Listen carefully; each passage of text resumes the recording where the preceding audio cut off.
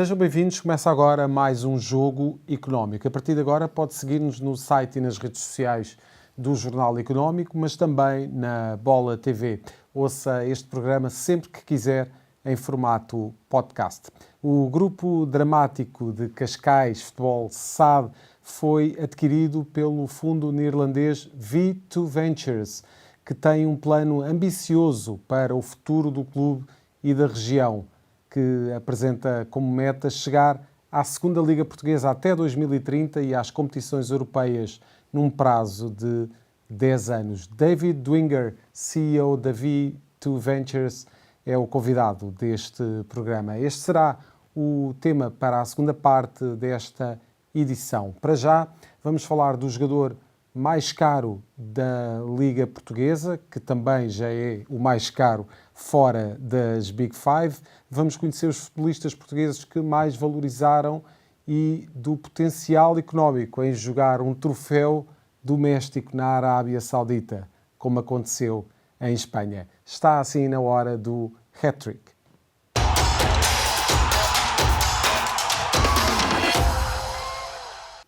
Duas boas-vindas ao Luís Tavares Bravo. Luís, muito obrigado por estares connosco neste primeiro programa do ano. Vamos começar com o primeiro número deste hat-trick, que é precisamente o 73,5 milhões de euros, o valor que, de acordo com o CIES, já está associado a Víctor Gyökeres e faz dele o jogador mais caro fora das Big Five. E, de facto, Luís, temos aqui um jogador que, independentemente do emblema que representa, um jogador que atua em Portugal e que está referenciado como o mais caro fora das Big Five. Isto significa que estamos, de facto, enquanto Liga, a saber valorizar os nossos ativos?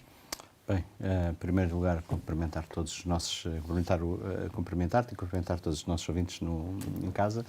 É assim, eu acho que é até um valor conservador se nós formos a ver algumas vendas que foram feitas no passado. Obviamente que isto às vezes tem a ver também com os ciclos de mercado e, portanto, às vezes pode haver menos dinheiro, mas é assim, Gyökeres é um jogador diferenciado e é um jogador que já mostrou ser decisivo. Portanto, é um jogador que por si há muito tempo é explosivo e consegue decidir jogos importantes.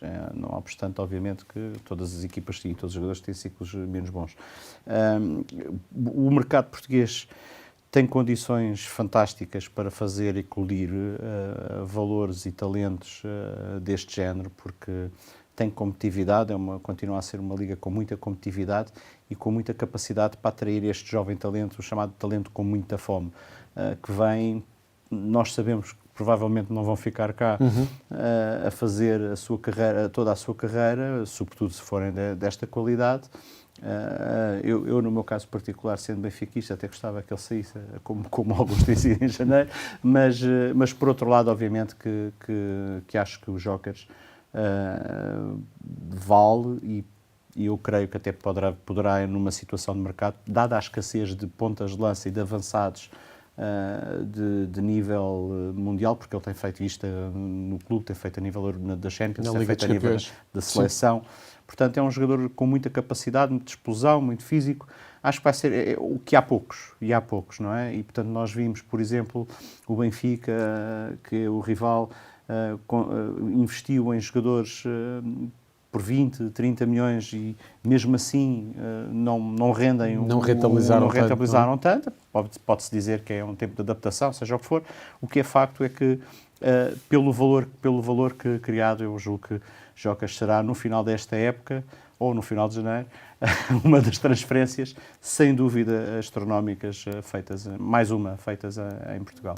E continuamos a falar de jogadores que atuam na Liga Portuguesa, ou pelo menos que iniciaram esta temporada na Liga Portuguesa. O valor são 79 milhões de euros, é a valorização conjunta dos três portugueses que mais conseguiram rentabilizar em 2024, em termos daquilo que são os valores do Transfer Market.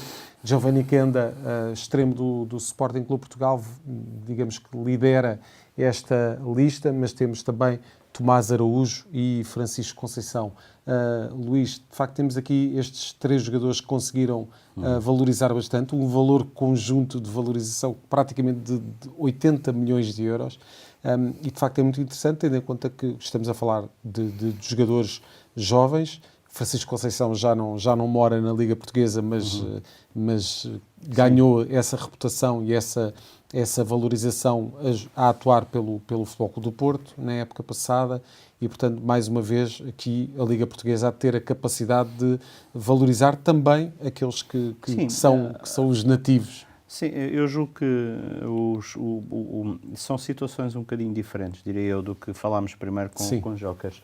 Eu acho que o Benfica tem feito isso muito bem, e eu acho que, por exemplo, no caso de Kenda, a Sporting vai encarrilar mais ou menos pelo mesmo caminho. Separaria um bocadinho a questão do Francisco Conceição, com todo o respeito, mas acho que Kenda é um jogador que nós vemos, sei lá, há ali qualquer coisa nele que faz, que faz lembrar o que foi para o Milão, Rafael Leão. Há ali qualquer coisa de explosão, de dinamismo. Pronto. Aos 17 anos pode ser e pode não ser, e acho que ainda há ali um caminho a fazer. Mas a verdade é que são jogadores que vêm da formação, digamos, não têm que vir desde pequeninos, mas que são inseridos num clima de competitividade, que ainda tem um grande porte físico. Tomás Araújo já era, no caso do Benfica, o jogador já era muito conhecido, já era a estrela da famosa equipa que foi campeã da Youth League. Já era até mais conhecido do que António Silva, e está agora a ganhar o seu espaço. Sendo que, sendo defesa, tem sempre menos valor de mercado, mas eu acho que Kenda, sobretudo, e Tomás Araújo são jogadores que têm um grande potencial, e depois vão acumulando jogos. E como vão acumulando jogos ao nível da Champions e a nível do campeonato português, em alturas em que as equipas Benfica e Sporting estão neste momento a poder disputar, são as equipas que podem disputar com o Porto, mas eu diria, na minha opinião, são as equipas que podem disputar mais os títulos, portanto podem também alavancar mais em termos de minutos e de valor económico. E, portanto, é de facto um grande potencial. As equipas portuguesas aprenderam a gerir isto muito bem. Não há direitos televisivos que cheguem para competir com os direitos televisivos das outras ligas, portanto as transações são muito importantes.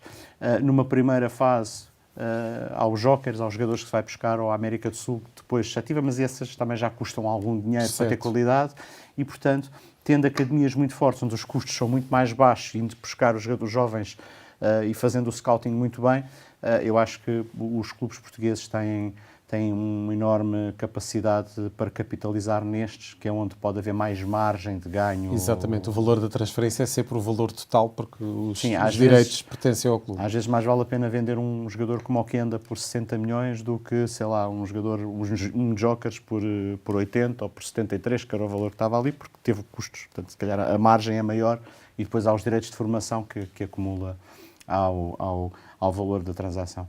Para o terceiro e último número deste hat-trick, escolhemos o número 40 milhões de euros, é o encaixe anual da Real Federação Espanhola pela realização da Supertaça de Espanha na Arábia Saudita. De resto, este foi um tema que nós falámos aqui com alguma recorrência nas edições de 2024, Luís, do jogo económico, naquela perspectiva de que a Taça da Liga poderia estar a ser trabalhada para ser disputada fora de Portugal, naturalmente aquela Final Four que foi disputada agora em Leiria.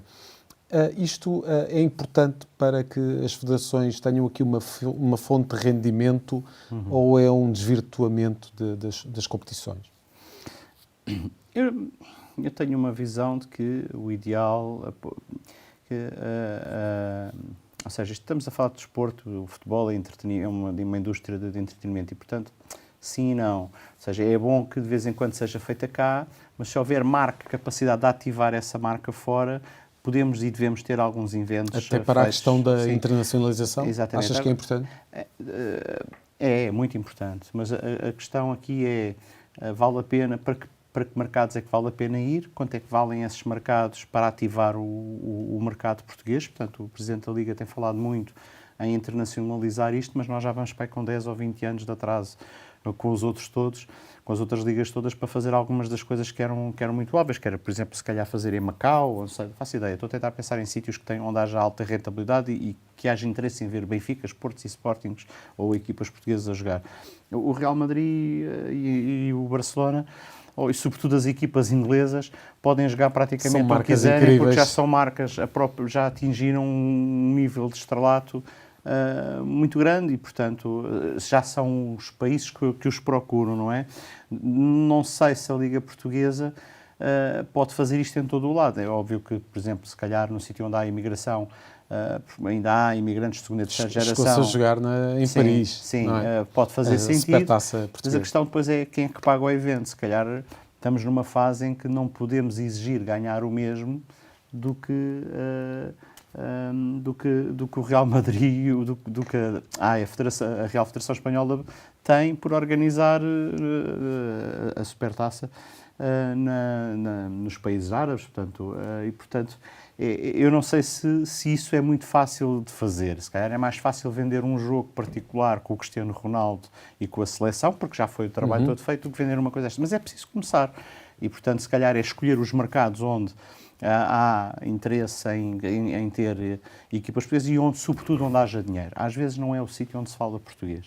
Uma das coisas que às vezes se vai descobrir é onde há dinheiro para ter um espetáculo e onde as marcas têm atratividade suficiente para encher o recinto. Sim, porque um evento deste é um evento, e nós vimos como foi em Leiria, é sobretudo um evento de ativação de marcas e, portanto, há ali, basta ver o entorno e perceber que há ali marcas por todo o lado e, portanto, exemplo, é isso que justifica também. Será que a final da Taça da Liga Portuguesa no Brasil encheria um Maracanã?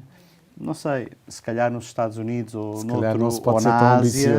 na Ásia talvez fosse possível ter um estádio cheio, porque também não há tantos eventos de futebol e pode haver depois agentes, mas já há um mercado muito grande económico à volta desta indústria e pode haver oportunidades. E do lado dos clubes, acreditas que seria do interesse deles numa altura da época em que, enfim, esta é uma altura da época em que muitos plantéis aparecem extremamente desgastados, porque há estas equipas que estiveram nesta fase final estão a disputar provas europeias e isso pesa sempre nas pernas dos jogadores nesta altura. Acreditas que uma viagem nesta altura para um outro destino, para fazer 2 jogos, seria viável? Em vez de fazer uma Final Four, pode-se fazer só a final. Assim, os modelos trabalham-se, depois depende das horas de voo. Por exemplo, não sejam muitas horas de voo e houver espaço para ter uma semana, não me parece que seja complicado fazer, tudo se faz. Exato, basta.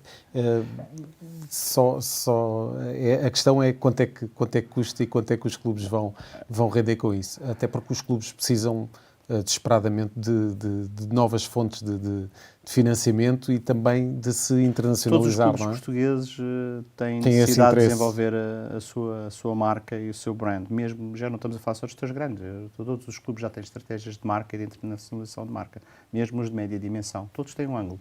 O Marítimo tem uma comunidade na África do Sul. Certo. Há vários. O Boavista tem uma comunidade. Santa Clara nos Estados Unidos. Há muitos. Todos eles têm uma ativação possível. E, portanto, é uma questão de apostarem nisso e terem a Federação a sponsorizar e a apoiar. Muito bem. Luís, muito obrigado. Passamos agora para a segunda parte deste jogo económico, onde vamos falar de investimento no futebol português. É já a seguir.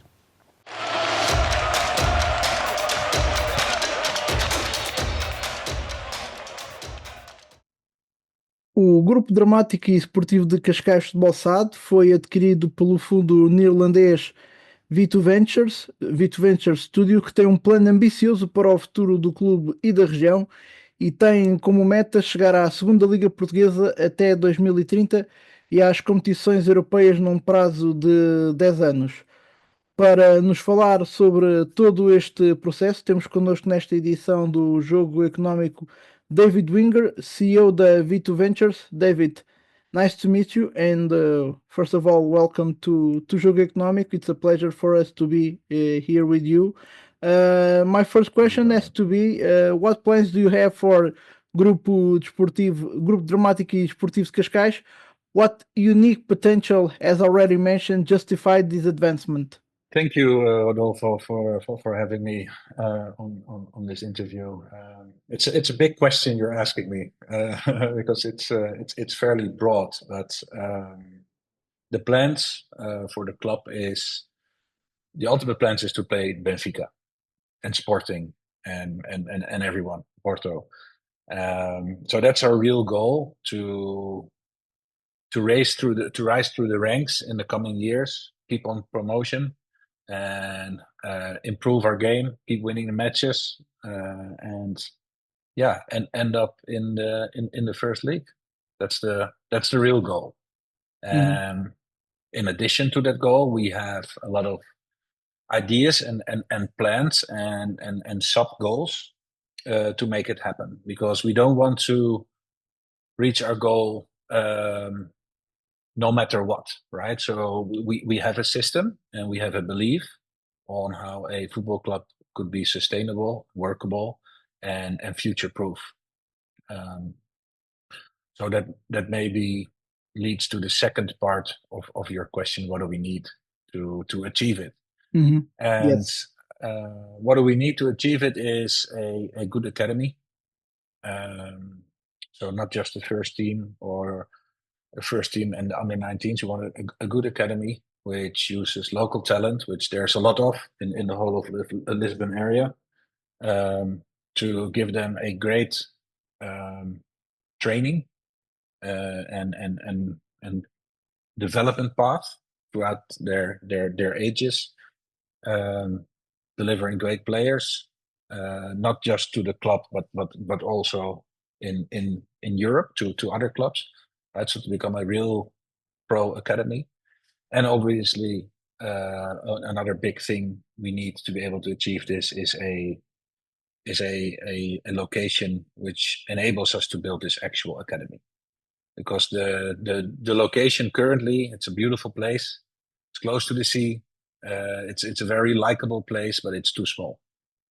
So we will have to, and we are already looking into a new potential location in the area. And why Grupo Dramático and Sportivo Cascais? How was the process or choosing the club to move forward with this investment? It's a question everybody asks, and I understand, because in the end it's a sixth division club, right? Yes. That's where we are today. And to be honest, Rodolfo, this was not what we set out to do. When we started actively looking into the purchase of a club, we were looking at a second or a third division club to purchase. So when we first went through the whole cycles of which country, which division, etc., we fairly quickly landed in Portugal.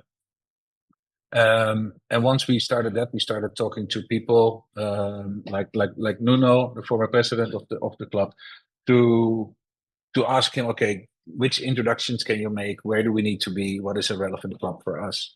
Still in our minds that we were going for a second or third division club.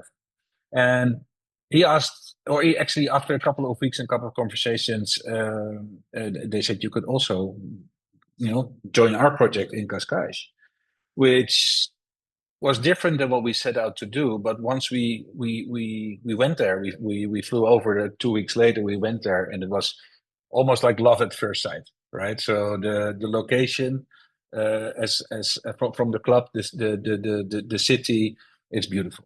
So it actually was an emotional decision first, basically falling in love with the location a little bit, and then looking at the potential of the club and the location, the surroundings.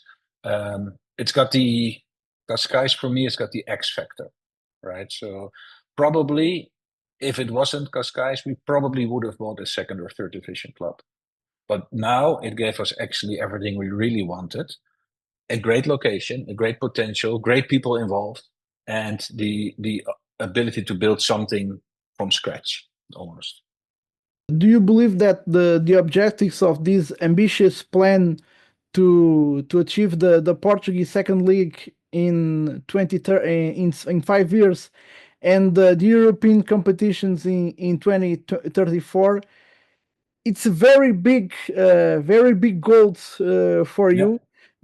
Beside the academy and the new stadium, what can you bring more to achieve these objectives? As a group, so from our perspective, from VE2 Ventures and our network and our experience in building brands, building technology, building and adding a great network, allows us to give the club a unfair advantage, as we call that, right? So if you look at only our current board of advisors, that is a board of advisors which would fit a first division club, right? A first league club. But we have it. And the same goes for our access to, again, technology, our access to network. We're having some serious, interesting conversations around sponsorships for the club. Again, normally the level of sponsorships we're talking about now would be for a first or second division, right? And we already have that opportunity now. So I believe, and I'm not talking just about monetary value here. I'm talking about the ability for us as a group to talk to a partner, an investor, a sponsor, new players, board of advisors to join our project, because there is something special about, again, Cascais and the location. So the ambition is absolutely there. Yes, we want to play in that level in the next 10 years. And if we do it perfectly, it will take 5, right? Which won't happen. We need to promote 5 times in a row. I think that's very unlikely. But with the motivation, the ability, and the network around us, I think we can come a long way in the next 10 years. Absolutely. Your first plan is to give the club the infrastructures that the club needs, the academy, the stadium, to then for the next step we give the club good players, like you said, to step by step grow up in the divisions until you achieve the second league and the Premier League Portuguese. I think it's a parallel process. So we attract players now already from a higher division. We're in constant talks and scouting for new players from the 5th division, from the 4th division, or players who have even played 3rd division in their time, and we're trying to get on board now. So as you can imagine, the team we have now is great, but will it be the exact same team which will play the 2nd division? Most likely not, right? Not only because of quality, but also because of time, and more actually. So it's it's another level of competition, of course. Of course. So it gets faster, it gets, and so we're constantly working on getting the best players. I made an offer to a player last Saturday. I was actually watching my own son play. He plays here at youth pro level in the Netherlands. I'm watching him play, and during his play, I was making a deal with a new player, which we're trying to attract, which is going to help us make a little step again, right? So it's constant, it's incremental steps. So as a vision and as an ambition, it sounds ridiculously high, but it's actually just a cumulative of small steps to take on daily basis. How much can you will do invest in this first stage? Oh, in the first stage, that's I can say in the coming years it will be multiple millions. Okay. And I'm not even talking about the stadium, because obviously, as you can imagine, that's a completely separate project and price range as well. But I do believe that if we do that well, and we're currently, as I said, looking at locations, if we have control of our own stadium and location, it helps the club as well from building the infrastructure and having the flexibility to grow. I think that's really, really important. We're not here to invest and sell the club next year, right? Absolutely not. It will be a very costly endeavor for us.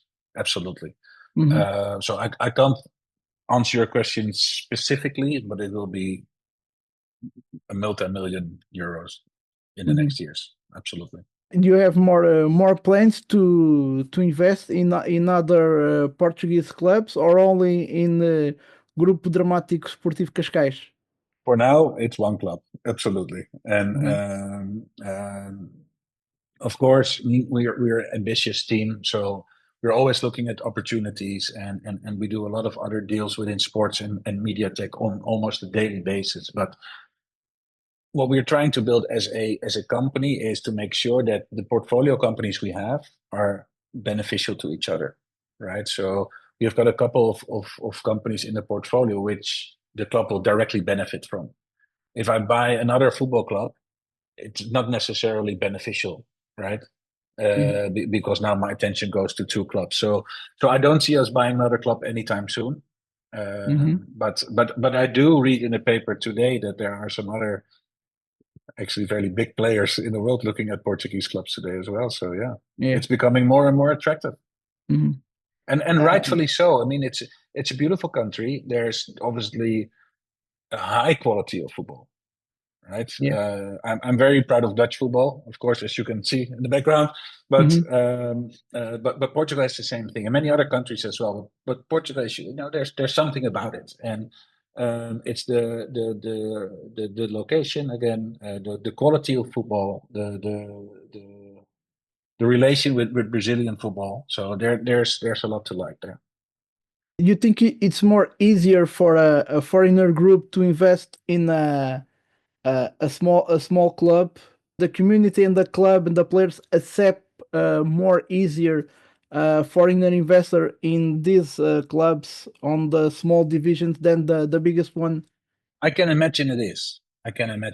Because even though the club today is from GDS Cascais is an old club itself, as a multi-sport club, already has a lot of heritage. But I can imagine, the bigger, the more fans you already have, more opinions, more people, more love into the club as well, right? So more people love the same thing, so there will be more emotion. Absolutely.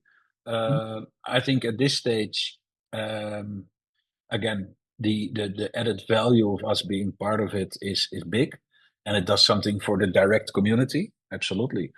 I do also understand the background of your question, because there's a lot of negative thoughts and voices around foreign investors, right? I don't see us as an investor. I think that's the big difference. I truly do not see ourselves as investor. I think if you're an investor, you will be sitting here where I am now in Amsterdam, the Netherlands, and I would ask the CEO, how are we doing by the end of the month? I talk to the CEO and the sporting director and the trainer on weekly, if not daily basis, right? So we've got multiple people here full time in the Netherlands working for the club. So we're not investors. We're part of it, right? We're actively involved, like I said, in attracting players or everything. I was happy maybe to give you an example to the level. We were having a 20-minute discussion last week about the washing machine in the club. That's how involved we are. Okay. Okay, I understand. David, you already talked about the technology and Sports Day as a digital component that it's invaluable to in any growth strategy. What will be done in this chapter? So yeah, again, because of our portfolio companies, we have the ability to add cameras. I'll come to Cascais in 2 weeks again. I'll bring a new camera for the club from one of our partners. There are multiple apps which we have, which can be implemented in the club as well. We are finalizing a very, very cool analytics company, a deal with an analytics company who uses drone technology to do analytics on training fields initially. So that obviously is, again, benefit for the club. So I strongly believe that technology should be part of any club.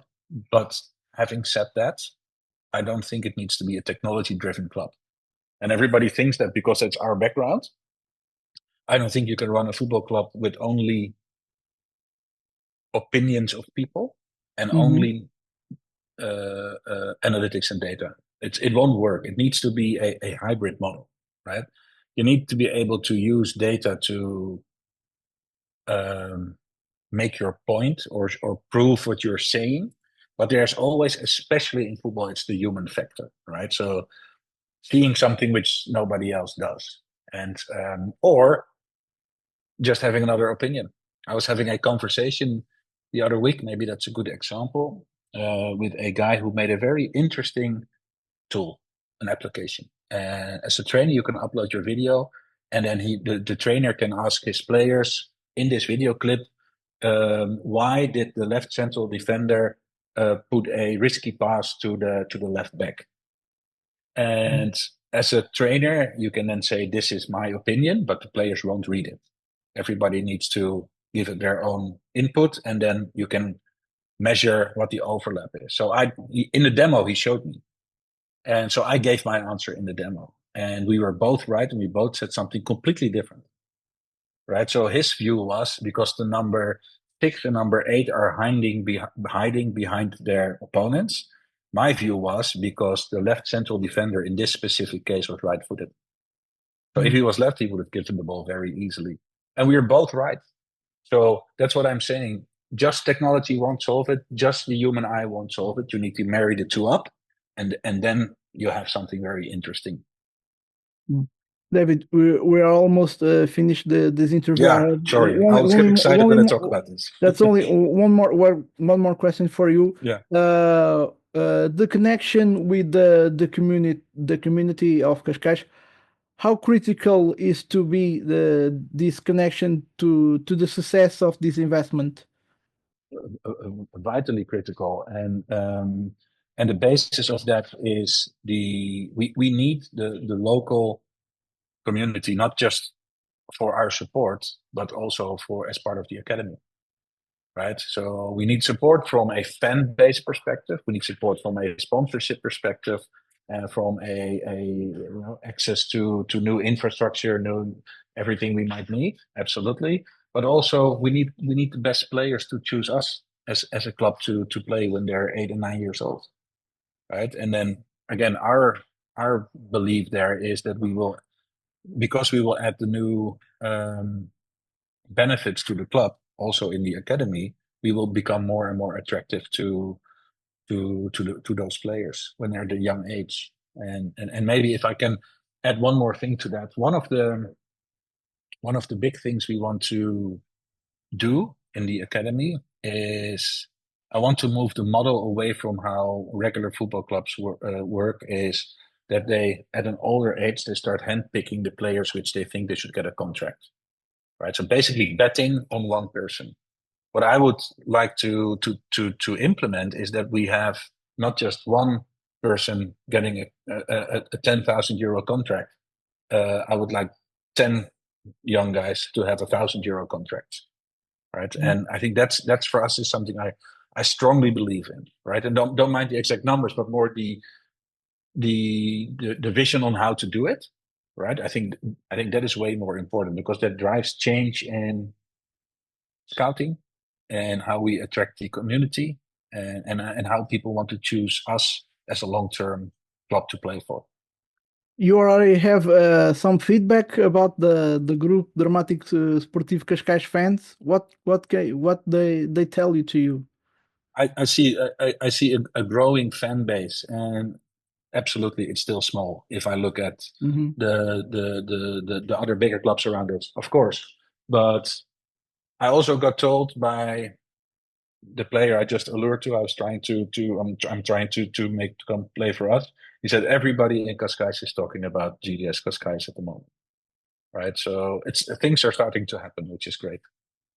David, once again, thank you so much for this interview in Jogo Económico, and I'm sure we'll talk a lot more times about this project and how this project will still growing, and we'll definitely talk a lot of times in the future. Obrigado, Rodolfo. Thank you for having me, and by all means, I'd love to talk again. Absolutely. Thank you so much, David. Thank you. Bye-bye. Na terceira parte deste jogo económico, fique com as escolhas da semana.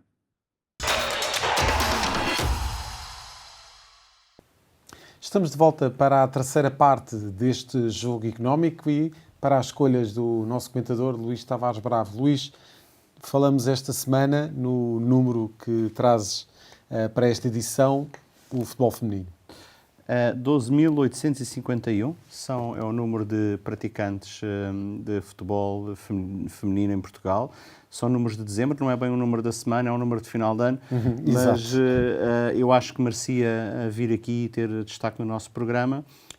É 12,5% acima daquilo que foi na época de 2023-2024 e a Federação Portuguesa de Futebol acredita que este ano, no final deste ano, 2025, este crescimento pode mesmo chegar a 20%. Portanto, isto é uma confirmação daquilo que tem sido os últimos anos o crescimento da modalidade no feminino.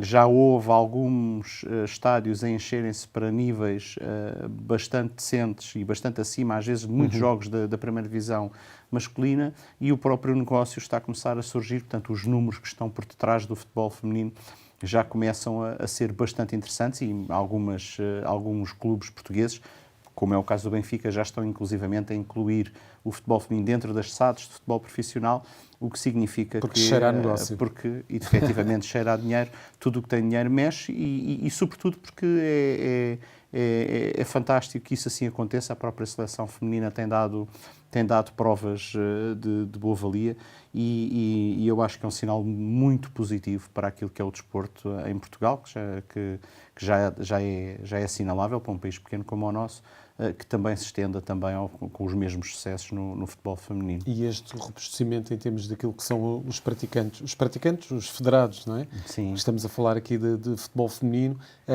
vai provocar o tal crescimento da indústria, um crescimento que, sendo no feminino, é uma indústria, aliás, que sendo no feminino é muito diversificada em termos daquilo que são as possibilidades reais de conseguir rentabilizar esses ativos. Desde logo os salários e, portanto, eu não tenho esses números de cor, infelizmente, mas tem-se crescido acima, tem quase triplicado os valores médios dos ordenados que são pagos na primeira divisão do futebol feminino e começam a aparecer já valores de transferências também entre clubes elevados, sobretudo quando é cross-border, portanto dentro de clubes europeus.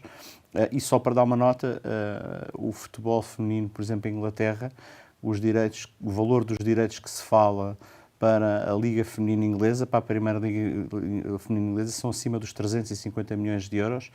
E se nós pensarmos que este é um valor acima do que se pensa, do que Pedro Proença pensa ter para Portugal para o masculino, podemos ver efetivamente o valor e o potencial e a dinamismo que está a ter este novo mercado e que é da mais inteira, o que no final do dia é um fator positivo, porque também é a expansão de um desporto que era exclusivamente o clube do Bolinha, digamos assim, para toda a comunidade, e eu acho que isto é um sinal também muito positivo e é bom, é da mais inteira justiça e dá dinheiro. Portanto, isso são três fatores bastante interessantes. Luís, o teu protagonista para esta semana é um veterano que continua a jogar como um miúdo e que entra agora na história. Sim, Ângelo Di Maria, 36 anos, 36 títulos, obviamente que há aqui uma simbologia engraçada, portanto, com o jogo da Supertaça, que foi um jogo animado. Aliás, eu creio que os duelos, os embates entre os grandes de Lisboa podem acabar por ser o fenómeno mais interessante desta época. Vamos ver como é que corre agora a partir de janeiro, mas Ângelo Di Maria, no meio disto tudo, acaba por ter ali um destaque positivo, se calhar não tanto no jogo, mas pelo facto de ter entrado num grupo restrito dos 5 maiores atletas de sempre com mais títulos. E isso é notável e tem sido um jogador influente, às vezes mais influente do que parece, numa época que tem sido atribulada no clube onde ele está, mas que quando se olha para a carreira é de facto um jogador extraordinário e que se calhar que se tivesse menos de 10 anos estaria a disputar bolas de ouro sem Messi, sem Ronaldo, portanto a par, digo eu, de jokers, são provavelmente os jogadores em Portugal que vale a pena ver em campo, pese embora por razões diferentes, diria eu. E mesmo nesta idade, a importância de ter este tipo de jogadores na Liga é de facto muito interessante, que a Liga ainda tenha aqui a capacidade de conseguir atrair este tipo de jogadores, mesmo tratando-se de jogadores já com uma idade bastante avançada. Sim. Se estiverem em condições, sim. Eu julgo que Di Maria tem sido um dos jogadores que tem mostrado. Pois há quem ache que devia ser melhor gerido, mas já havia essas questões com o Cristiano Ronaldo quando estava ainda no Real Madrid. Mas são jogadores que têm conseguido ter longevidade e manter-se tecnicamente muito ativos e competitivos, e eu acho que Di Maria tem sido e joga os 90 minutos, depois pode-se discutir se faz melhor os 60 ou se devia fazer só 60 ou 70, mas continua a brindar os espectadores com muita qualidade, e desde que sejam destes, venham mais. Eu acho que Portugal não tem que ser uma Flórida dos desportistas internacionais todos, mas há um fenómeno de longevidade. Tem que ser gerido caso a caso. Sim, mas tem que ser.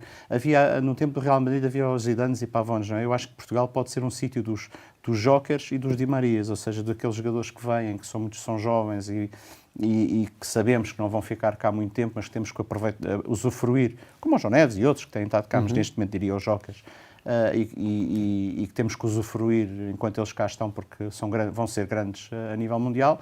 E, se for possível, ter também os Di Marias, que são as pessoas que começaram cá, gostaram, estão a voltar, ainda nos conseguem oferecer um espetáculo e fazer valer o bilhete, que é isso que, no final do dia, rivalidades dos clubes à parte, aquilo que nos faz mover a indústria. Acima de tudo, qualidade. Muito obrigado, Luís Tavares Bravo. O Jogo Económico regressa de hoje a 8 dias, sempre com os números que contam dentro e fora das 4 linhas. Até para a semana.